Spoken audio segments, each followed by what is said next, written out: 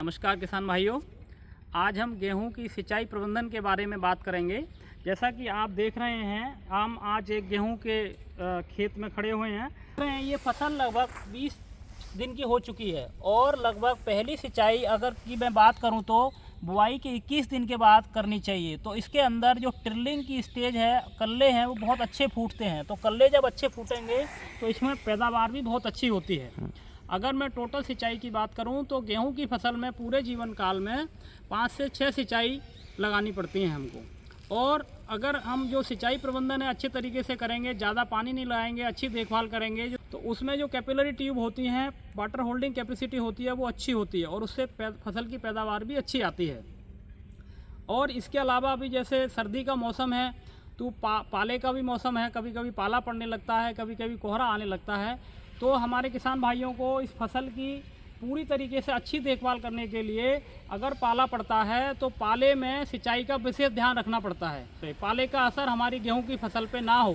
अगर फसल पे पाले का असर नहीं होगा, अच्छे तरीके से किसान भाई ध्यान रखेंगे तो उसकी पैदावार भी बहुत अच्छी आती है। कोहरे में फसल की जो बढ़वार है, जिसको हम कहते हैं ग्रोथ, बहुत अच्छी होती है। वेजिटेटिव ग्रोथ इसको बोलते हैं, वो बहुत अच्छी होती है।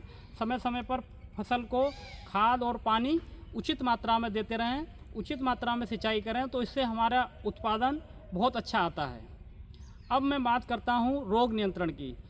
गेहूं की फसल में मुख्यतः तीन रोग लगते हैं, जिसमें पहला है सफ़ेद रस्ट और दूसरा है पीला रस्ट, जिसको येलो रस्ट भी बोलते हैं, और तीसरा है आप जानते होंगे जो ब्लैक कलर का, जिसको हम लोकल की भाषा में बात करूं तो कंडुआ बोलते हैं।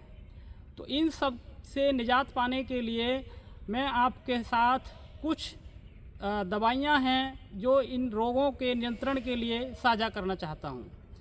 इसमें M45 और कार्बनडाजिम बहुत अच्छी दवाइयां हैं जो हमारे किसान भाई, अगर आपके फसल में ये बीमारियां लग रही हैं या लग सकती हैं तो उनको इन दवाइयों के माध्यम से आप रोक सकते हैं और अच्छा उत्पादन प्राप्त कर सकते हैं।